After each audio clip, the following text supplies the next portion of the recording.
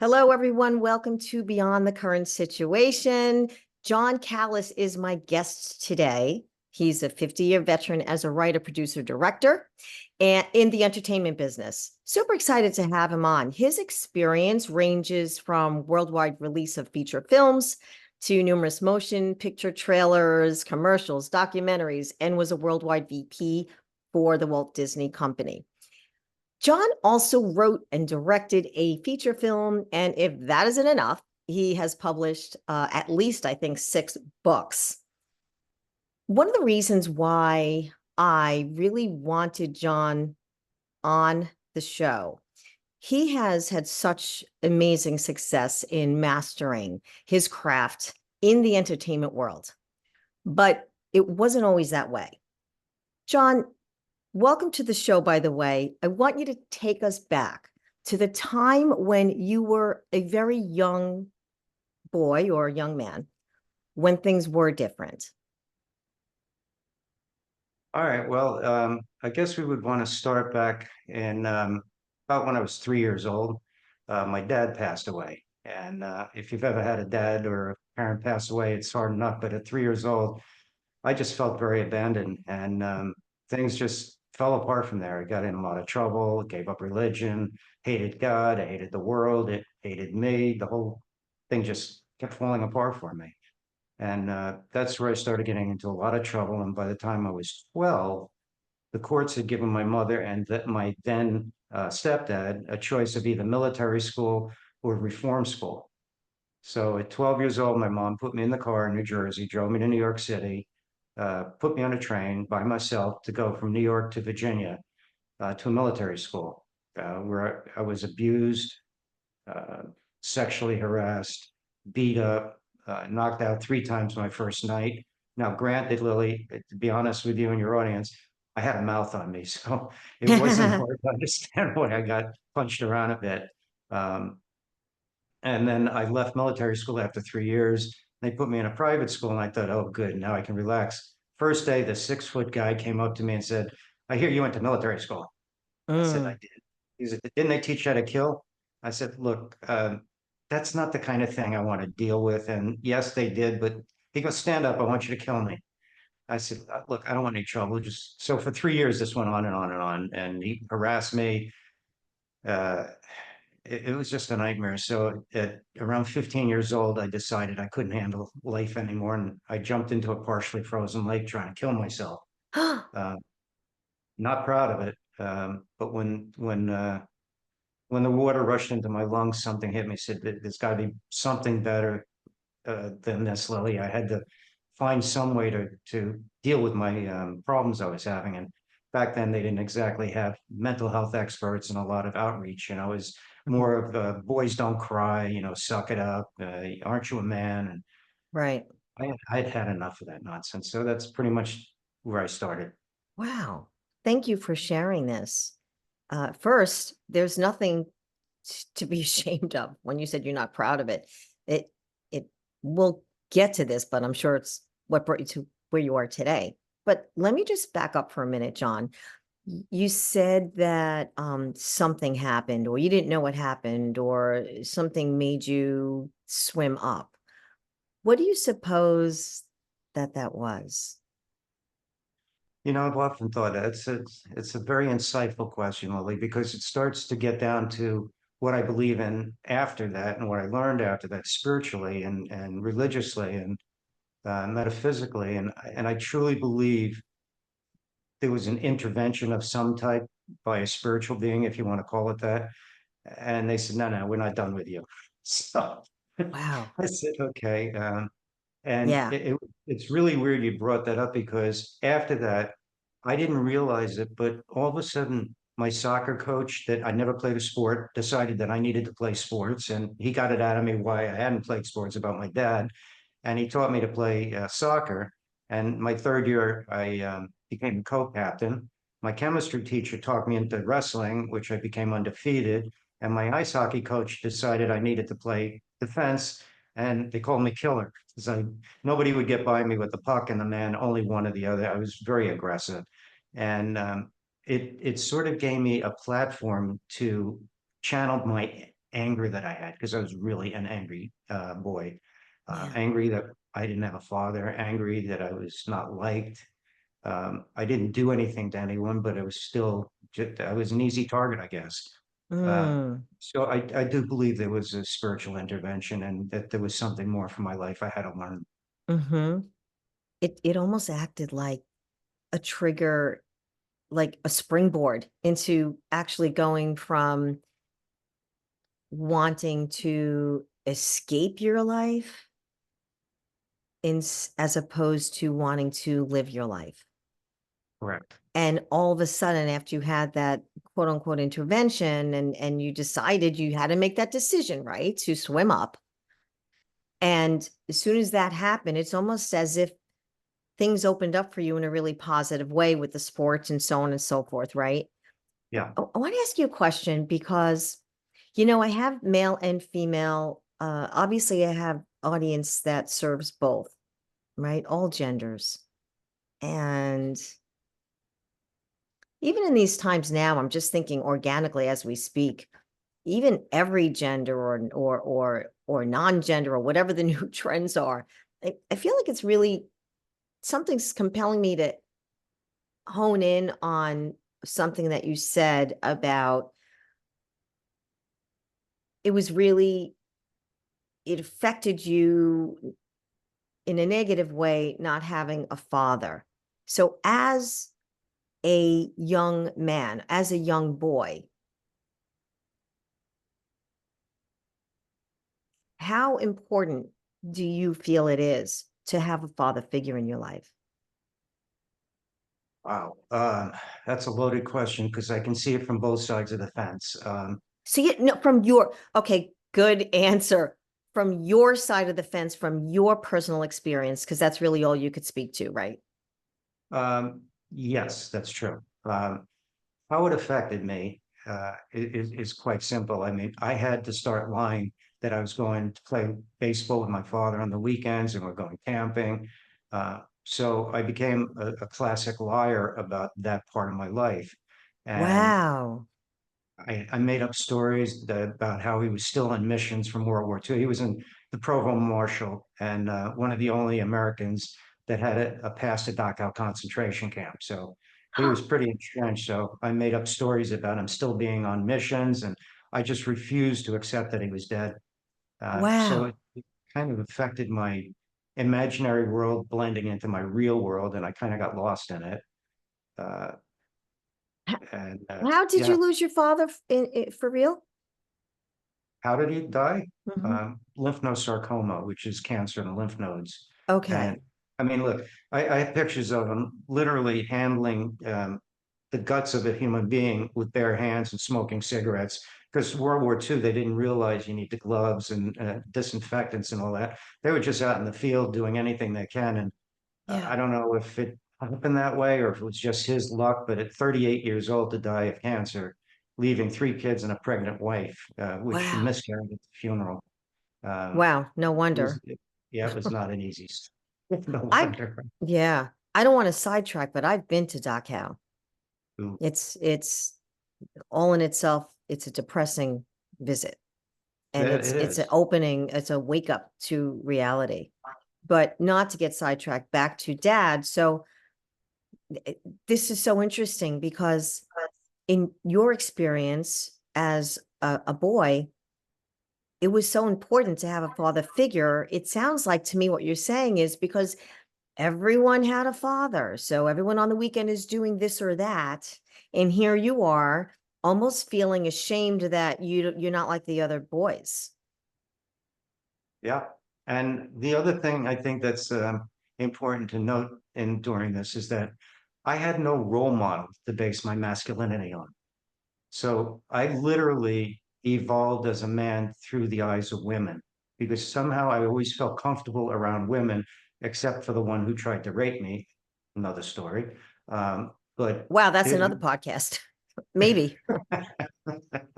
um, there was always a sense that the women took me in as a friend in a sense, and I started learning that it was okay to be sensitive with them and talk to them and be part of that world, if you want to say it that way. Hmm. And it helped me to develop things in my current life with two kids that I probably would have had a different look. I'm not saying better or worse, but it would have been different. And Mm, my wife often says, she says, you know, you're such a good father, and I don't know how you did it without a role model. I said, I often thought I didn't have a role model, but going back and looking, I had all these mentors along the way that I had no idea were mentoring me. And yeah. they were pushing me away from what I thought I wanted to do in life towards what I really needed to be doing, which is what I'm doing today. Fantastic. Wow. Yeah. In fact, that's interesting. So at that now going back a little bit, rewinding a little bit from your story, how did you actually go beyond that current situation at that time when it was current, that pivoted you from ending your life or escaping the life as you knew it to saving your life? How did you go beyond that once you decided to swim to the top, save your life, and now things start opening up for you with the sports and, things are starting to look different in a positive way? Um, what are the steps, or what did you do, if anything at all, to just keep getting beyond that feeling of depression, if we're going to put a name on it? I think depression's a good word. Trauma, depression, anxiety. I had to first decide what it is I wanted to do, and then I had to decide how to go about it. And I had no, So yeah, finding like what you wanted. what I That's wanted. almost was the first thing, like what I want. Did you have to ask yourself first, like, who am I? Who am I now that I've saved my life and I'm living my life? Who am I? I think I asked that most of my life until I got spiritually evolved and realized who and what I am. Yeah. But I always question, who am I? What am I doing in life? Why am I alive? You know, Yeah. why no father? Why this? Why that? Why that? I drove myself crazy with all the whys until I decided, all right, my dad died of cancer. I'm going to start college as a chemistry major and cure cancer. Oh, this is so interesting that you're saying this, because a lot of people will find a mission or purpose that isn't necessarily really their innate purpose or the real reason they came on this earth, but they do that to try and heal from a trauma. True. And that's exactly what I was doing. And I went to my first year of college. And about halfway through the first semester, my teacher took me for a walk and said, why are you in chemistry? And I said, what do you mean? He goes, you do 3 hour labs in 45 minutes. You're an A student. You're great at chemistry. But John, I'm going to tell you honestly, you're not the pocket protector with the pen kind of guy. You're not a chemist. What's going on? So I told him about my dad and how I wanted to cure cancer. He put his arm around me and says, I thought it was something like that. I've already spoken to the dean of admissions. You're no longer in my class. You've got to go find yourself. You're an artist. I said, what? He goes, you're an artist. You've got to wake up. You're an artist. Go find yourself. So I'm sitting in the quad, completely lost. I just got thrown out of the class to cure cancer for my dad. And this African American girl came by and said, John, what are you doing? So I told her the story. She goes, that makes no sense. I said, I know. She goes, well, since you're free, can you help me? And I thought, nah, here we go. I'm going to be moving boxes or couches or something. I said, sure, Liz, whatever you want. And she brought me to the theater. And I said, what are we doing here? She goes, we just need somebody to read lines for us because the actor's not available anymore. I said, I'm not an actor. She goes, no, you just read lines, just read. So I get up there. About an hour in, I look at my watch and I turn to the director and said, listen, I got to go do my homework. He goes, you can't leave rehearsal. And I look at Liz, who had a big smile on her face. I said, you and I are going to talk later, young lady. And I said, well, sir, I'm not an actor. He goes, well, you got the leading part. So yes, you are an actor. Now get back in rehearsal. So I said, okay. So it somehow at the end of that rehearsal, the cast came around me and said, God, that was really good. You've never acted before? I said, no. And I just, an epiphany or like, I don't know, a bugle started flowing or something, but it felt like people I could resonate with. I found a home. I found people. I felt safe with them. You know, it wasn't like I'm on the football field getting the crap beat out of me. I'm in a creative environment where things are happening.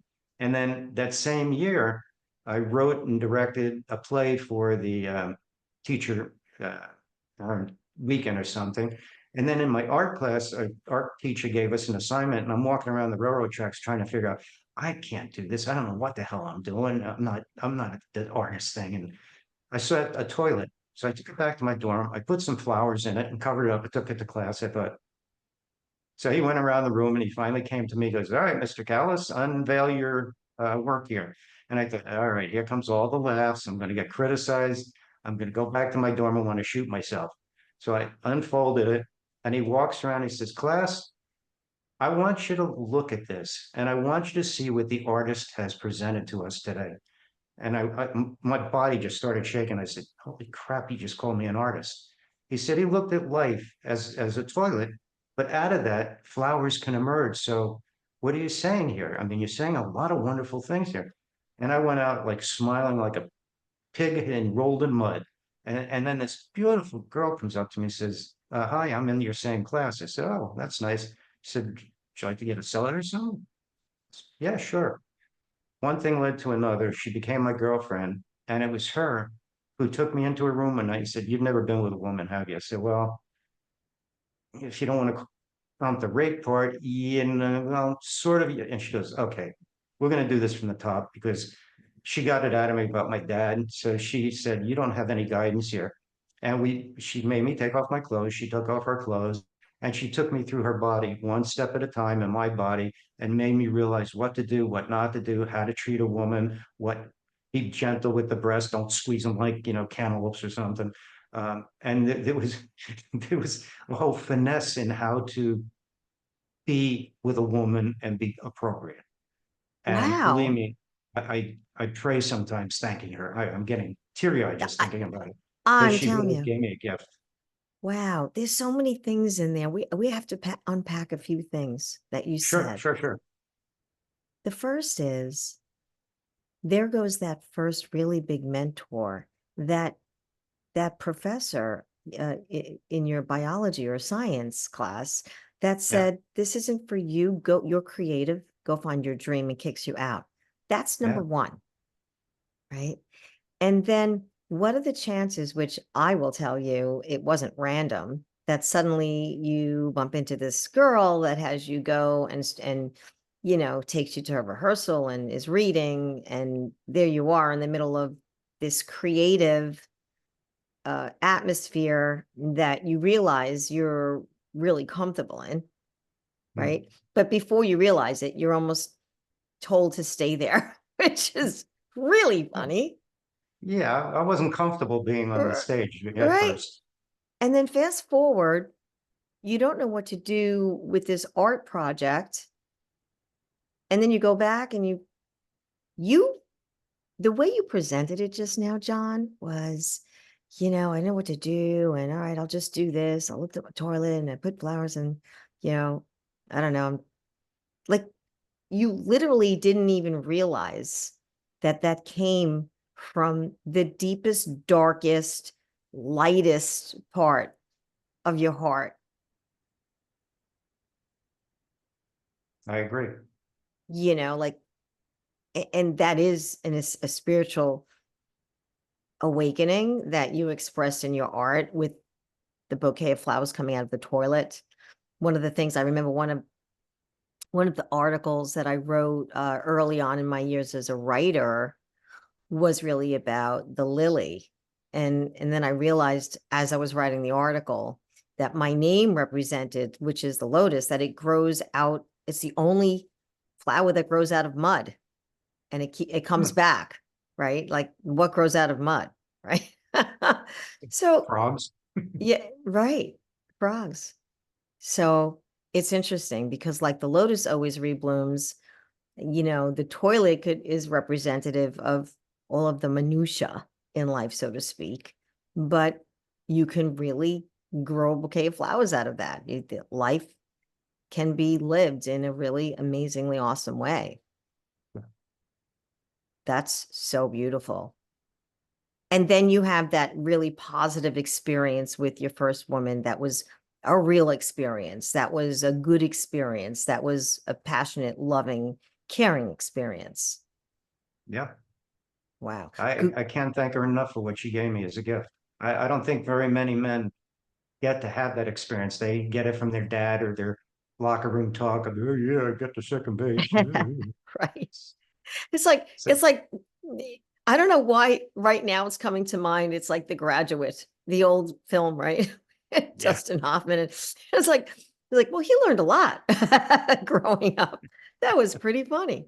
yeah, But Mrs. Robinson. yeah, Mrs. Robinson, in your again, your personal experience at the trauma, the anxiety, the depression, the words that we're just putting it on, we're using these adjectives just so that you, the audience, knows we're not really labeling. I personally am all about peeling the labels off. Um, so I don't really like to label it. The world likes you to label things. Major media likes you to label things. Everyone likes a label. So if we were to label it how you came out of trauma or how you came out of anxiety or depression, I want to ask John personally, in your experience of these things, would you say that that was the good that came out of all of it?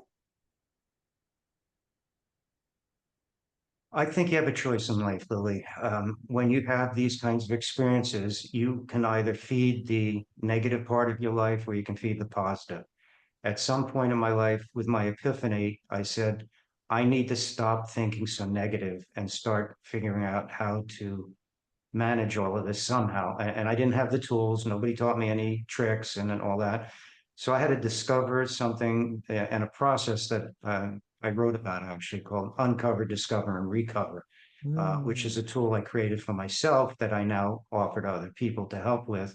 And I still use the tool because it's simple, valuable, and it kind of calms you down. But um, I think the experiences we have in our lives build a foundation to who we are, but it also allows us to make changes if we're strong enough to say, I don't like that. For example, uh, and again, this is nothing that to be proud of, but I used to have this affinity when I was riding my bicycle and I would see somebody that was large running and I thought to myself, why don't you give up? What are you doing here? And one morning I heard myself saying that and I said, for a spiritual guy, that's really a really horrible, horrible thought. So I had to change my mindset. So the next time I saw a woman like that, I thought to myself, I didn't see her as somebody who is overweight running. I said, there's someone who's loved by somebody. She may be a mother and a wife to a family who loves her, and she's trying to do something good for herself. I should be encouraging her, not being disrespectful. And I think absolutely. that There's was someone that loves herself enough to to do get the out and do best. something. Absolutely. The whole thing and really the innate universal purpose for all of us in my view and what I've learned is really to master living in love first for yourself Yeah. and expressing that love to others, not just to humans, but to everything. Are you throwing litter out of your vehicle? Are you stepping on roses? Are you not respecting the earth? Just kind of everything, right? Yeah. Yeah. Yeah. But mostly I want to stress how important it is to be loving to humans because to be honest, and I don't want to go off track, but there's people that I know that have more respect for animals than people, you There's know. a lot to be said about that at Yeah. times.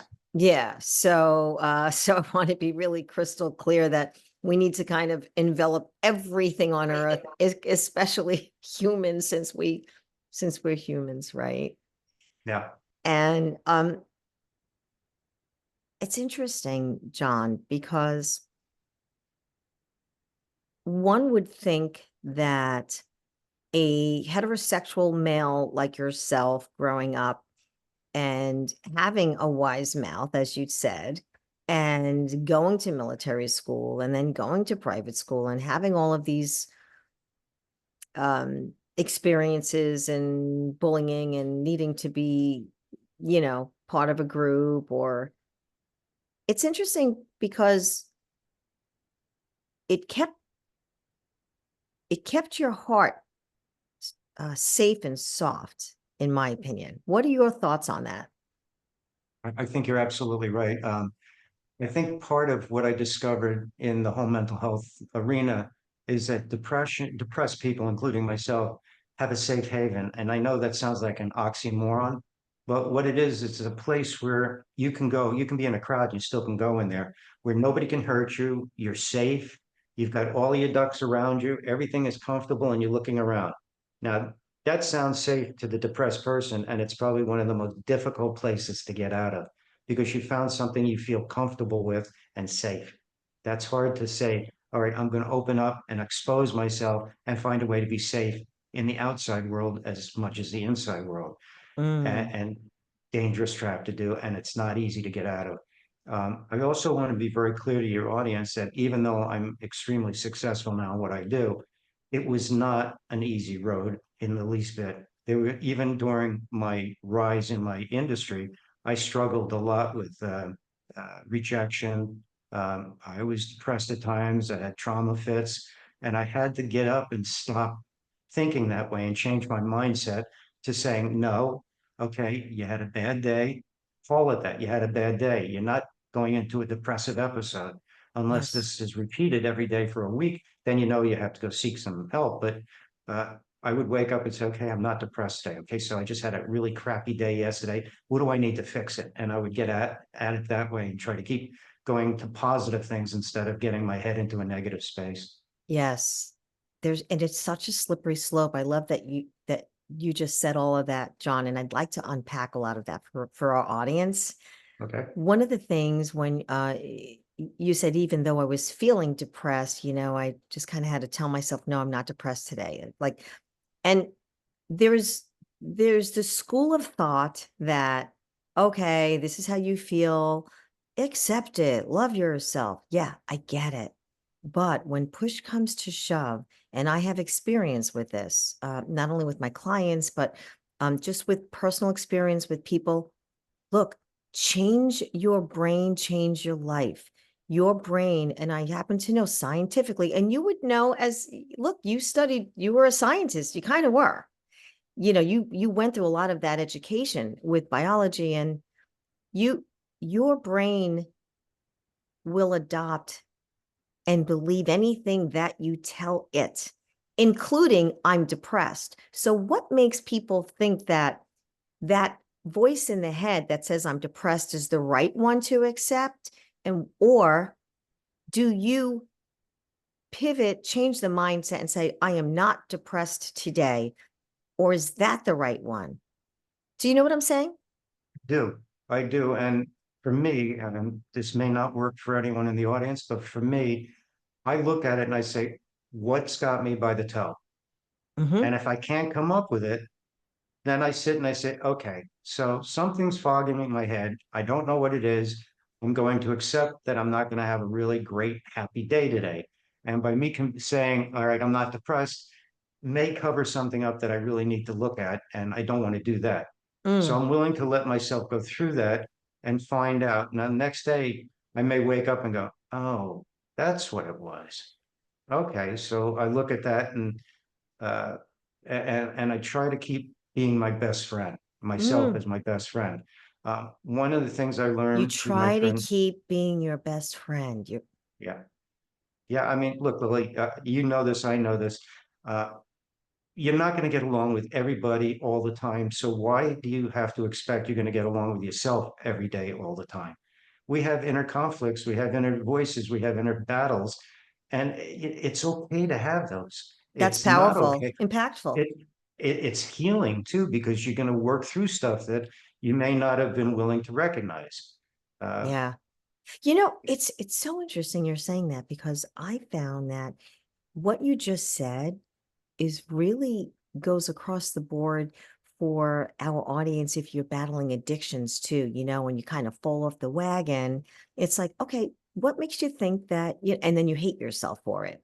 So what you just said would make really you feel better about, all right, new slate, this moment right now. I'm not going to hate myself today for what I did yesterday, right? all right. Yeah. That's beautiful. Wow. And so when you said that it was a journey, and it wasn't easy, uh, I like that method about, okay, what has my toe, or I think that's what you said, right? What other things fundamentally can you maybe propose someone switch that mindset during a season of depression? Well, if it's a season of depression, I mean, an extensive amount of time, I honestly would guide you to getting a mental health practitioner to help you because that sounds a little too long. But if Perfect. it's in, look, I'm not a therapist, I'm not licensed to practice, so I can only offer my life experience and explain what I would do and how the tools I've learned to manage it, Right. and if they work. Yeah. Right. And did you do that at one point? Did you see a mental health professional? I saw several of them. Matter of fact, the one guy that I went and saw said, "Why don't you write a couple of pages about this whole life thing you had going on with your dad and what you felt about it?" So I did, and I sent it to him. And then the next session, I walked in, he hugged me and started crying. He goes, "I have no idea how you turned out the way you did." And the rest of the session was getting him through what he had read about my life. He really he got affected by it. Yeah. Um, and that's I, what started me writing the memoir, When the Rain Stops, is I just started journaling. that's So fantastic. Yeah. And by the way, to our audience, I am going to post all of the links to his 6 books, and avail yourself to all of those. And of course, his full bio. And speaking of bio, so now take us forward a little bit. So now you're struggling, you're in the entertainment. Now you get to wanting to produce or direct, or like, what was going on after you did the well, acting? I started my master's degree as an acting student, and the head of the department and Chick Strand, who was a worldwide known documentary filmmaker, pulled me aside and said, "Acting's not for you." I said, "Why? Am I bad at it?" He goes, "No, you're good at it. It's just you need to be a director or director of photography. I saw the little film you made for Chick, and you've got a really good eye. You really need to do that part of the business." So the head of the department took me under his wings, and I was like a private student to him to get through my master's degree. So I have a master's in directing, so I always had my eyes on directing. But I also recognized that I had no contacts in the business, no leads, no family members. So I wasn't going to just walk in and say, "I'm here. You can hire me now to direct." So I would take anything, anywhere I could. And um, I think one of the first jobs I got was parking cars on a set for $25 for 10 hours or something. And my friends were laughing and said, "What are you parking cars?" I said, "You might laugh, but I bet I'm going to learn something out of this, and I'm not sure what, but I'm going to figure something out." And Absolutely. I started playing like a jigsaw puzzle, how to put the cars in a certain place to get them all out efficiently and all that. So when I did cut to, and we'll go back to where I was with that. Cut to years later, as a producer, I had my assistant director come with me with a tape measure, clipboard, and all of the sizes of all the trucks. And we would do a drawing and lay it all out. Now, most companies take between an hour and a half, 2 hours to get set up for the first shot on location. I had it up and running in 45 minutes because I knew where all the trucks were going, how to place them, which direction they had to go, and all that. And so you take a simple thing like parking cars and you apply it to your life later on in life, and it works. So at that moment, Absolutely. yeah, Couldn't agree more. That's like 1000% true with anything in life. There's something to take from it. yep. Wow. uh, And then what? uh, okay. Uh, then I got to be on the set in the art department one day on this feature, and I'm sitting at the lunch table with everyone, and the shoot was going behind, and somebody said, "So John, what do you think of the shoot?" I said, "Well, I think it's good, but I think the director's missing something." And he said, "Like what?" And I said, "Well, the accents on these people are not the Irish accent. They're really more of a brogue accent. I bet they were in a Sean O'Connery play or something." So the guy next to me stands up and he says, it goes to the leading actor, said, "You've been in a play lately?" He goes, "Yeah, it was a Sean O'Connery play. Why?" He looks at me and he goes, "Who are you?" I said, "I'm in the art department. Who are you?" He goes, "I'm the director." And I went, "Oh, crap." I just wanted to climb under the table and hide. I went, "Oh, God, what did I do?" And he says, "What's your name?" I said, "Oh, if I tell you that, you're going to fire me, aren't you?" He goes, "No, what's your name?" I said, "John Callas." He says, "All right. John is no longer in the art department. He's going to be my dialogue director. He's going to work with all the actors on their accent. So he's our dialogue coach from now on. And I looked up and said, okay. Wow. Yeah. So after that shoot, he pulled me aside. He said, do you ever want to be an assistant director? I said, sure. He said, well, I got a feature coming up next month. Do you want to do it with me? I said, sure. So the first day on the set, I pulled the crew together. I said, I'm your assistant director, and I could see all the eyes rolling because ADs on the set are the ones that have to be the hard ass, screaming at people, keeping things moving. They're Yeah. not, yeah. They get And all I they said, get all the hard work. they're the taskmaster. And The taskmaster, yes. I said to the crew, look, I'm going to be really honest with you. I haven't got a clue what I'm doing. I don't even know what an AD stands for. I know it's assistant director, but I don't know what to do, and I really need your help. And they all looked at each other and said, you're asking us for help. I said, yeah, if you could tell me how to do my job so I can do it so that you guys can do your job, we'll all get along. It'll run a lot smoother, but I really got my head where it hurts right now and I need your help. Wow, Well, they that's a all patted me very, on. very humble approach, John. Well, first day on the set, I'm looking around and the grip went like this. I said, right, roll sound. And then it felt really like, okay, I'm an AD now, and um, then Wow. uh, then that went on for a while. I worked in the art department, special effects. I blew out people's brains and eyes and all sorts of fun stuff. Um, and then a friend of mine said, you want to produce a commercial for this company? I said, did they pay anything? And now back then they were paying like $300 a day. And that's like usually the week salary for what I was doing. I said, Hmm. a day, I can't ask for that much money. He said, I'm going to introduce you to the owner. If you ask for anything less, I'm going to tell him I made a mistake and not let you take the job. Mm. Okay. So we go in, we meet. He asked me about my experience and he says, great. So what's your rate? And I felt him kick me under the table, my friend. I go, 300 a day. He goes, okay. So can you start Monday? I said, sure. I got in the car and I was screaming like, yeah, Yeah, I thought I died and went to heaven. right. Um, and then from there, I started developing a reputation that if something you're doing, you don't know how to do, call Callas. It's not going to be cheap, but he'll be able to figure it out and get it to you. So Martin Scorsese and I, at the same time, figured out how to shoot a live concert, rock and roll concert on film. Because film, you have to have a clapper to match the sound to the picture so it syncs up. You can't run across the stage doing a clapper, during a live concert. And I had 8 film cameras I had to figure out how to do. And I managed to figure it out. We shot 1,000,000 feet of film and it went off flawlessly. So Wow. That was the so that live. Yeah. yeah, so Wow. I also won second year at MTV for best concept of the year, Smuggler's Blues with Glenn Fry. So Mm. it just started happening after that, and it just hasn't stopped. That's wonderful. It's crazy how things just spiral. It just one door opens, and I know this sounds so Hallmark, but usually when one door opens, they just keep opening. If Yep. you stay in the game, if you keep your head on, if you keep your heart in it. I always say this, and I said this, I had this conversation in my previous podcast about you really have to be in the game if you want to win. You have to be in the race. You can't just dabble in it. You can't just dip a toe in it. Whatever that is that you really want to achieve and succeed in, then you got to go for it. You got to be in the game. But I also think it's important, Lily, for people to recognize being in the game means also recognizing where you're at on the ladder.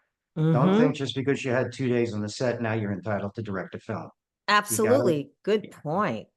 yeah, you gotta Which put in the is, time. you got to put in the time, which I love that you're saying that, John, because uh, I could say this as a mother of a 26-year-old, and I have taught him, like, you've got to work toward everything.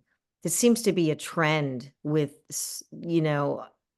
some generations that most recent generations that they're not going to take on this position unless they're starting with this amount per year, or like we come from a school, you and I, John, where we start at the bottom rung and then we work our way up to the top of the ladder, Yep. right? And I love that you just reiterated that because audiences that are you in the audience that are climbing that ladder right now. Maybe you're at the bottom rung, maybe you're in the middle. Don't race to the top. You have to do this in a way, like John said, accept where you're at and keep learning and growing and doing that. Would you say methodically, John, or how would you do that? Well, I think there is you have to have a methodology because as a freelancer, unless you're working for a studio full time, a freelancer, you're always looking for your next job. So as you pointed out, work begets work. So it's important to make relationships with other filmmakers. If I'm an assistant director, I want to make friends with the wardrobe, the makeup, the UPM, my director of photography in a professional sense, because what they'll do on a job is, oh, you don't have an AD? I know a great guy. He's fantastic. And then you get the call. Yeah. So, even though you're not out hustling, other people are hustling for you and you do it for them. And so you bring in the makeup and wardrobe and say, hey, good to see you. I said, oh, thanks for the job, John. Let's go do it. And Yeah. so you develop a community that helps each other. Yeah. That's so true. That is so true. I even find that even in the podcast world.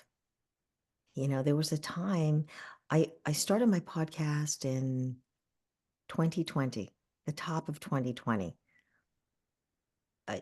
My 3 first guests were like celebrity guests, great guests.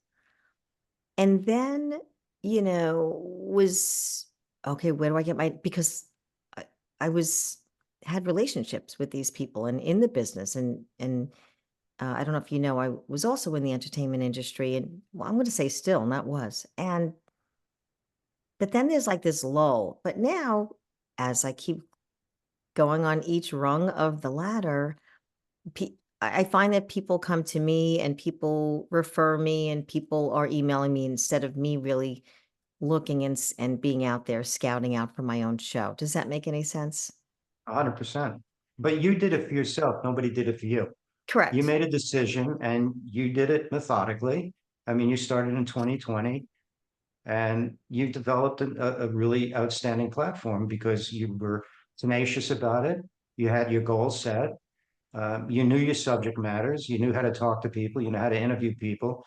So what you're doing is giving value to the world, and that's outstanding work. Yeah, I appreciate that. You're welcome. You know what it is too, John, is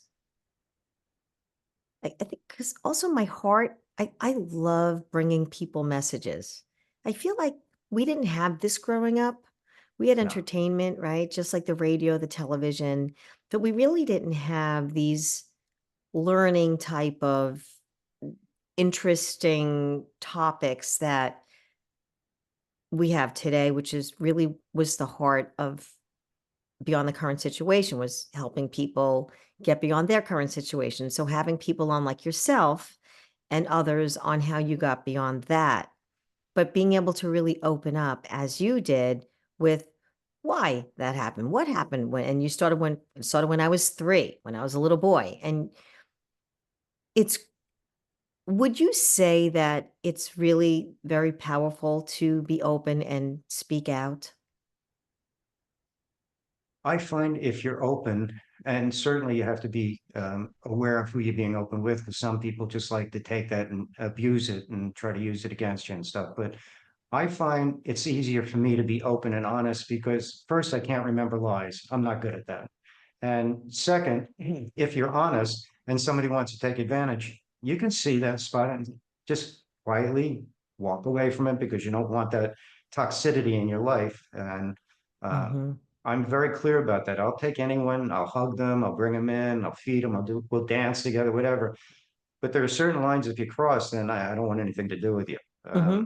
Well, yeah, And I and that's really, just house cleaning, right? Which is exactly, really exactly. a great subject to bring up. But having Yeah. said that, it's almost like the first thing to be open with is yourself. This is what's going on.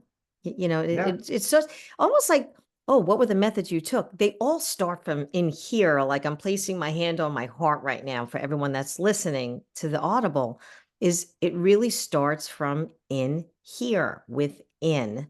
in your spirit, so to speak. So you've got obviously what's not of the body is of the spirit, and it's there. We that's where our emotions come from, and even cognitively, it it's going on in the brain, but we have that spiritual innate ability to change the way we uh, we feel by again changing the brain, changing like that thought.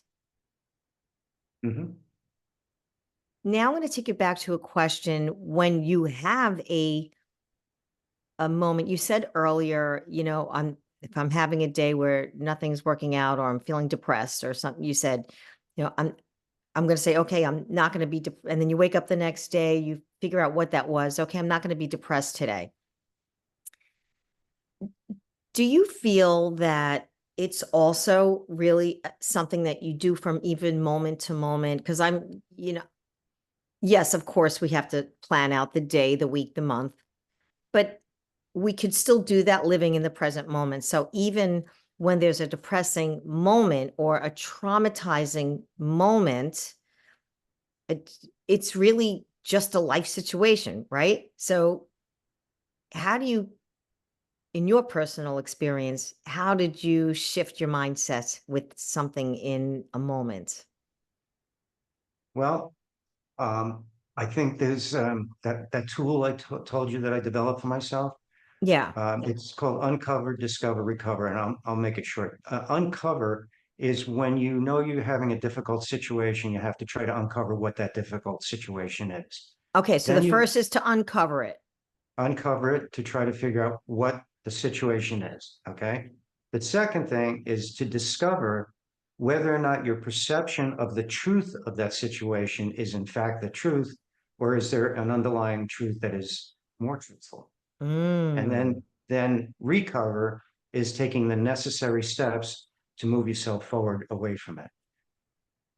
wow. So recover is actually an actionable step. They have to be actionable, otherwise you're going to be stuck in the loop. Beautiful. So uncover, discover, and recover. Correct. Wow. And everyone can get that information. The link will be in the show notes. That's amazing. How long did it take you to actually write that resource? I'm going to guess around 50 years. That's a great answer. I Wow. mean, it's true. It's a life lesson that took me a lifetime to learn.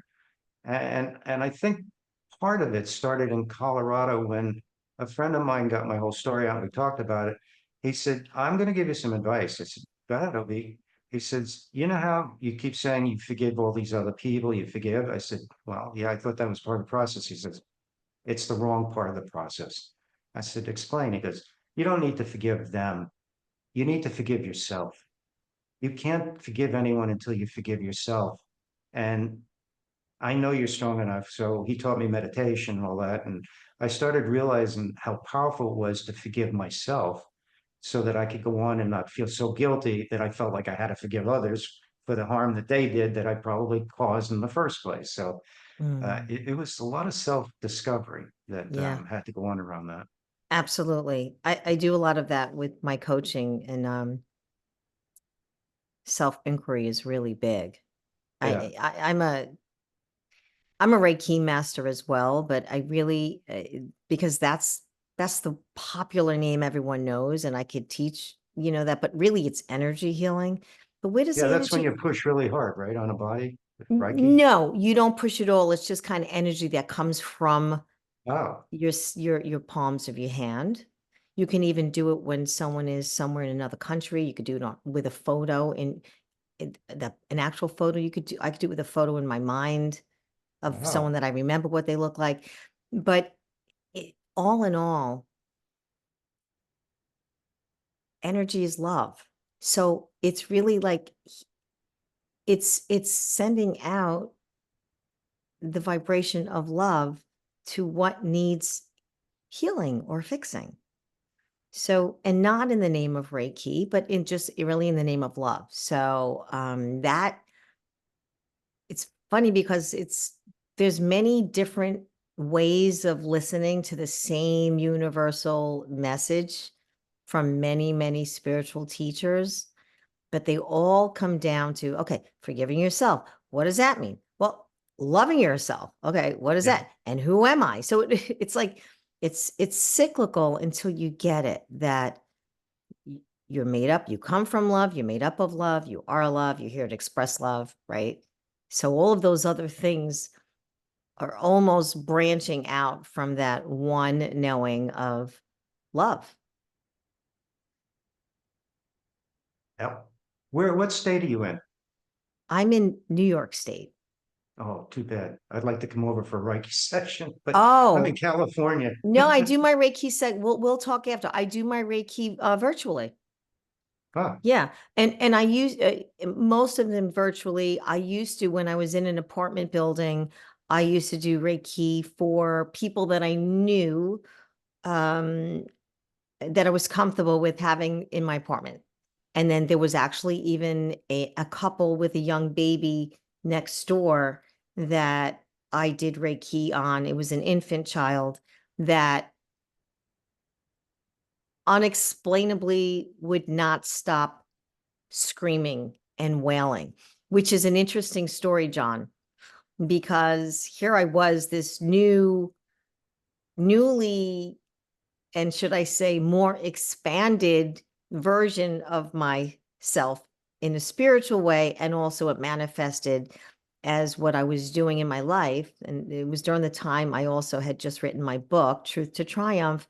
And I get these new neighbors moved in, and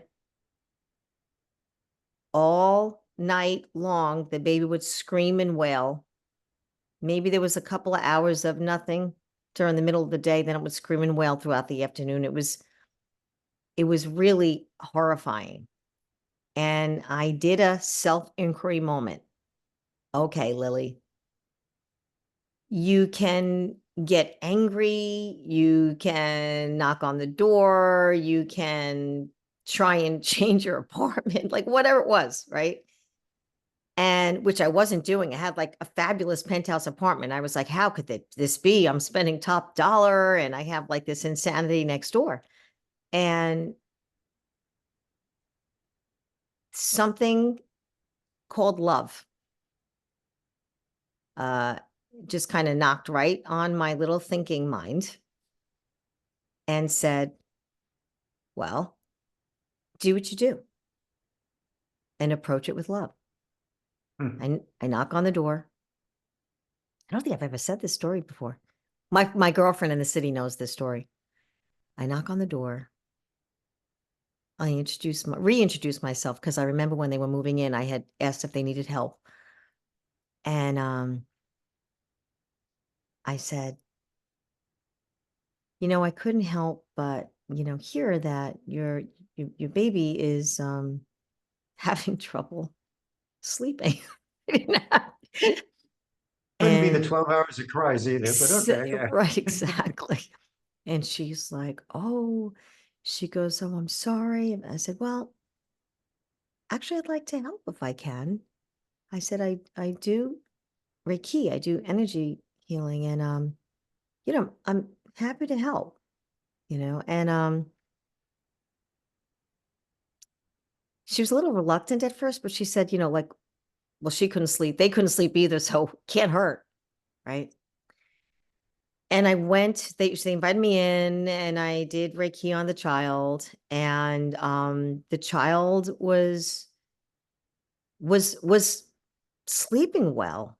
And I'm not saying this to pat myself on the back because I'm not the healer. It's really just the energy and the work through love and everything that I've learned. But isn't it entirely possible that the healing began when I changed my my heart and my mindset, my heart, mind, and intuition? I use God, heart, mind, and God, that I'm here to help. I'm here to help this not just the baby, but also the parents. They must have been going out of their mind, right? The And neighborhood. the neighbor, right? The whole penthouse, the whole upstairs. But it was that as soon as I changed soon as I made the decision to help someone else, how can I help? Everything changed. And that's a great lesson for the world to listen to. I mean, how can we all help each other? The world will change. Yeah, yeah.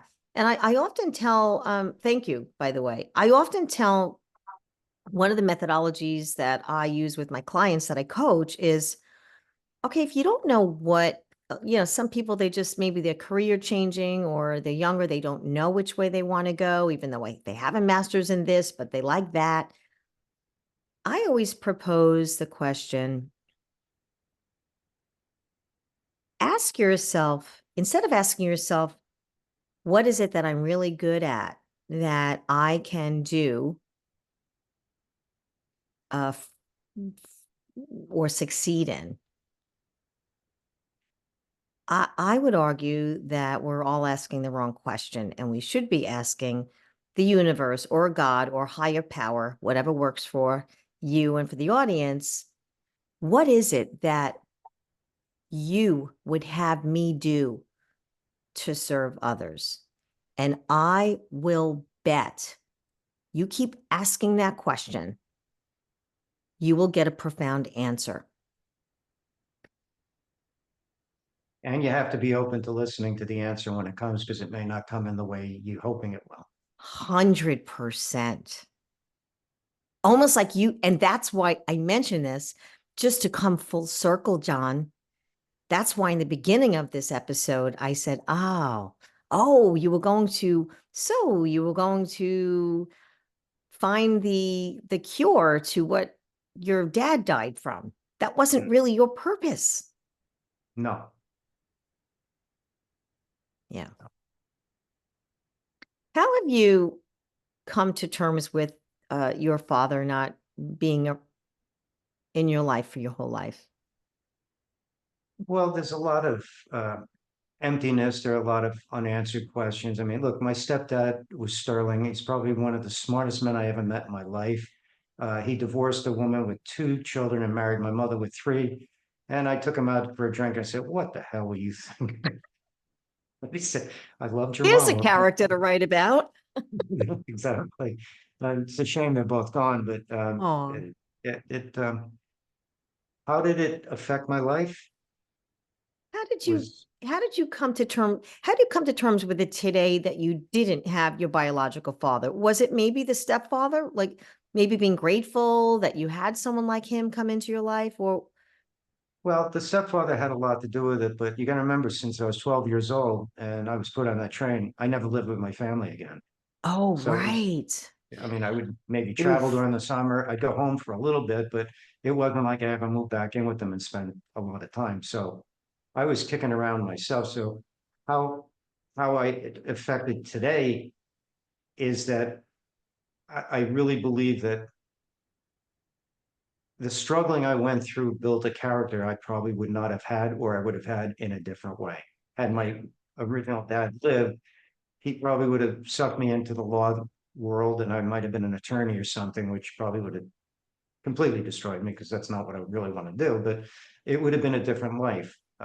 Yeah. I think it's also given me an insight on compassion, inclusion, acceptance, and love, as you said, because I see how the other stuff doesn't work and I see how love does work. And no matter how much I want to love somebody, if it doesn't work, I need to walk away because I'm wasting energy that's not Mm-hmm. going to be received. So, and that's okay. I don't do it out of disgust or judgment. I just say, not the right fit. There's Mm-hmm. billions of people. I can find people that I can play with, basically.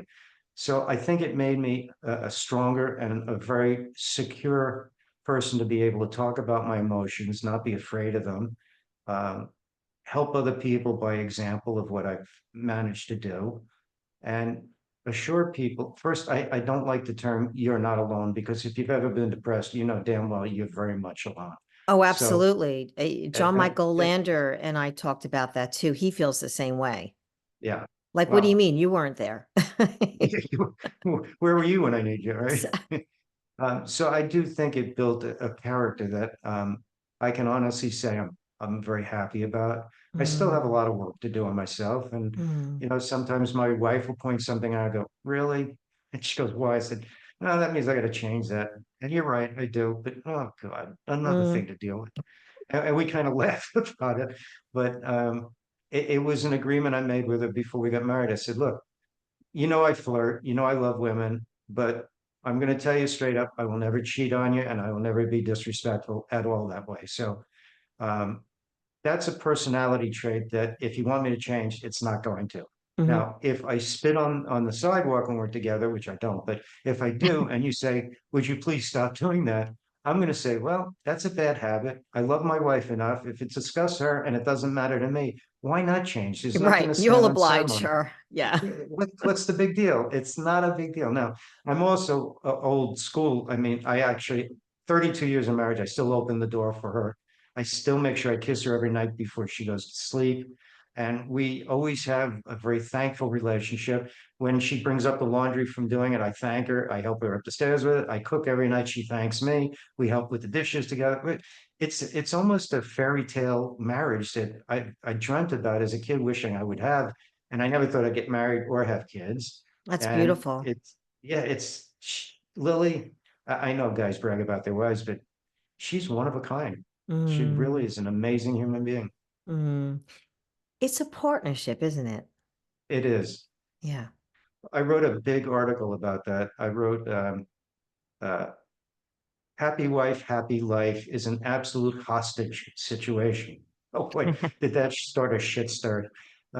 So the genesis of it is if you have happy life, happy wife, what you've done is it's not a partnership, it's one-sided. The man's obligation in life now is to take care of you and make you happy. How about happy house, happy spouse? And Mm-hmm. now you've got a partnership, not a hostage situation.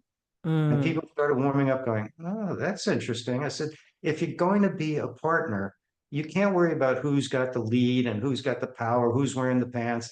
You're both wearing the pants, you both wear the things, but learn to talk to each other and make it work as a partnership.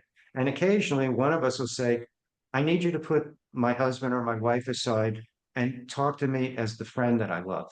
Because sometimes the wife and husband can't work it out. But if you take that out of the mix and say, please talk to me as my friend, I need my friend right now. mm-hmm. And that sort of takes all of the anger and all the crap out of the sale. And you calm down, you say, okay, what's going on?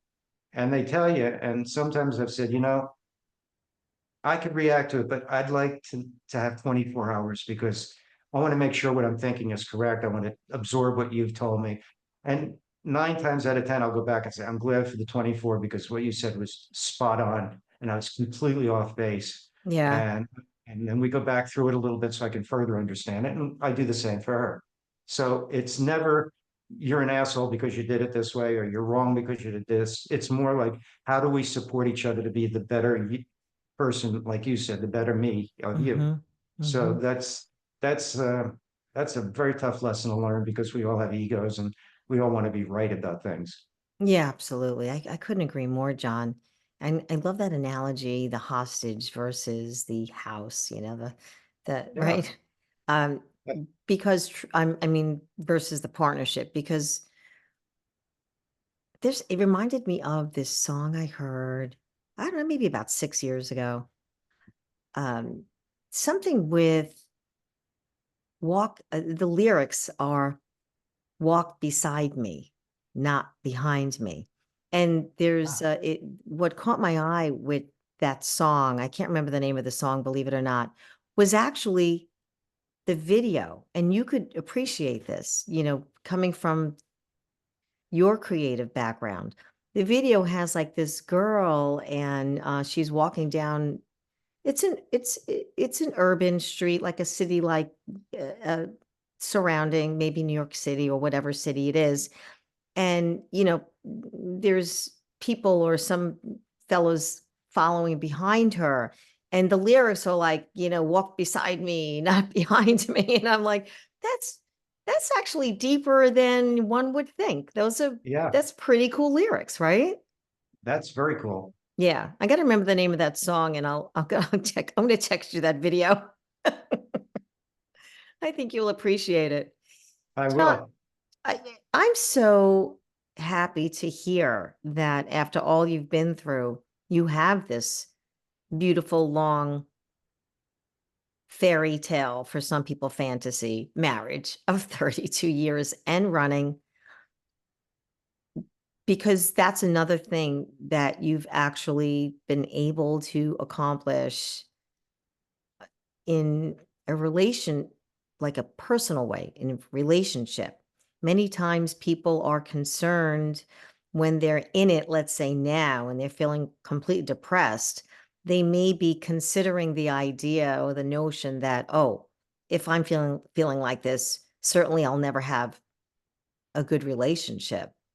Hmm. Could you speak to that for a moment? Sure. I felt the same way.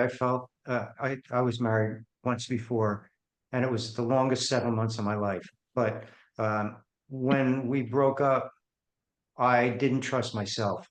I didn't trust myself with picking a woman that was good for me. I didn't see whether or not she would be abusive or down the road. And one day I was literally brushing my teeth. But I mean, I was dating 3 and 4 women at a time, total disclosure. So nobody said, "Oh, I thought you weren't dating other." I told them straight up, "I'm dating other women. I am having sexual relations with them. I'm protected, blah, blah, blah, blah. But I want you to know, so if that's uncomfortable, then let's stop right here." So I'm brushing my teeth one day and I'm thinking, what's up with all these women? They all got the same issue. And then I look in the mirror and mouthful of toothpaste, I start laughing. I go, well, I just found the common denominator. And it's not the women, it's you. It's you staring at me in the mirror. And I had to really do some deep dive thinking, and I'm going to shorten it so that You don't have to I don't. shorten, it's fine. This Well, is okay. profound, by the way. Oh, thank you. And I kept digging deeper and deeper, saying, if I'm blaming these women, is it really them? And I said, no, it's not them. It's you. You're afraid to make decisions because of the fear that you had.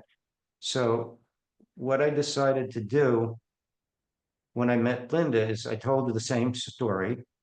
And I said, I'm not going to just have my usual MO where I meet a woman 6 months later. I don't care how great the sex is or the fun. I just got rid of her because it was getting too close, too intimate, and I didn't trust myself.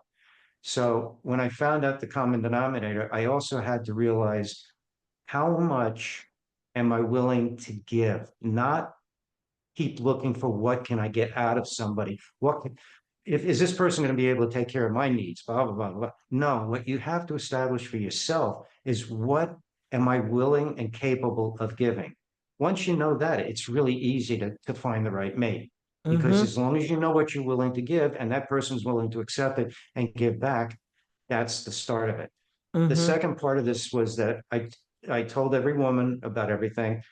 Um, what I didn't tell him was that I was going to date all these women until I found one that I developed a friendship with, besides the sexuality, a friendship with that I could talk to and feel safe with. And over time, I stopped dating all the other women. Eventually, I asked Linda if she'd be my girlfriend.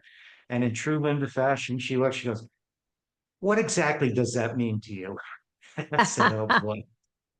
Said, That's okay, great. I'm not seeing any of the other women anymore. She goes, when did this happen? I said, several months ago. And she goes, so you've been torturing me for several months now and you weren't going to tell me this? I said, I just did tell you that. And we both started laughing. She knew I was in the corner. Mm, And so I told her that I would not be with any other women, that she would be exclusive if she's my girlfriend, blah, blah, blah.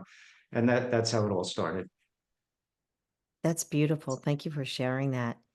And what's really so interesting is it's no different, like, when you work on a relationship, any relationship, not only an intimate relationship, but also your relationship with a child, or a child with a mom, like an adult child with their mom, a younger child with the mom, a mom with the child, a relationship at work, in business, casual relationships, just how you are socially. It's always the same. And I'm going to put it out there. It's that the answer is the same spiritual question. Instead of looking at what you're not getting from a relationship with this person, look at what you can give to this relationship. Yep. Yeah. And I think what would be helpful is if you take a piece of paper and write down what the relationship you want looks like. Oh, totally. Because otherwise it just muddles in your head and it'll never get organized enough to say, I found it. You know, it's like people say to me, well, if you won $1 billion lottery, what would you do with it? I said, I'd set up foundations. I'd try to cure hunger in this country. I would do a lot of good with it. I mean, sure, I'd take care of my family and stuff, but you have to ask yourself the fundamental question at some point in your life is how much is enough? Mhm. These billionaires that are shooting phallic symbols into space, if they all got together, there wouldn't be a person on this planet that ever went a day without food. I don't care if they're lazy, bums, or otherwise. Everybody on this planet should be fed. It's a Yes, God-given right. I agree. And we shouldn't be charged for water. Mhm. I mean, for God's sakes, we have to get a hunting license to catch a fish. Yeah. Doesn't that sort of anyway, I'm going to get political, so I'll stop here. But I yeah, understand. No, I totally get it. In fact, I've said it before on my show here. I've I believe I also say it in Truth to Triumph. And yeah, I don't mind saying it out loud and I don't even see it as political. Here's what I say is that we have enough resources on Mother Earth to feed every single human on this earth. yeah. Why, oh, why, oh, why do we have millions of starving children and and and and even adults? Why? Because we have the resources, you know? I just Free think kind. it's greed from a few. They don't Yeah, want it's like the cookies. y yeah, and it's so funny, yeah, they don't want the cookies is right, but maybe they don't really own the cookie jar. So, like, when we and now it gets a little political because when you don't get me going now, John. When you think about different countries and you think about all the wars of this world right now and how many we're even living through now, right? Like, you don't own your country anyway. Like, you don't own this earth. When we No, start really looking at things in the lens of humanity, like we we could feed everyone. yeah. Yeah, for Yeah, I don't sure. understand all these borders and countries and all that. I Yeah. mean, Look, you're right. Nobody owns the earth, you no one know. owns the earth. Well, you know what? We are privileged to be here and to love it, just like loving ourselves and others. And it's interesting that you bring up poverty because one of the things that I really enjoy about Beyond the Current Situation, this show, is myself and guests like you are able to feed the world really powerful insight to help people really get beyond whatever they're going through, whether it's, any kind of struggle, emotionally, cognitively, right? Business wise, there's always, I really appreciate you helping feed the world today, even on this show. And I wanted to ask you, John, and you don't have to cut it short. I'm just really curious because it sounds like you have so many different messages. I don't know if if you would have put a bow around it or not, or just maybe one particular message. What is the message you would like the world to hear? What would you like to share with the world today?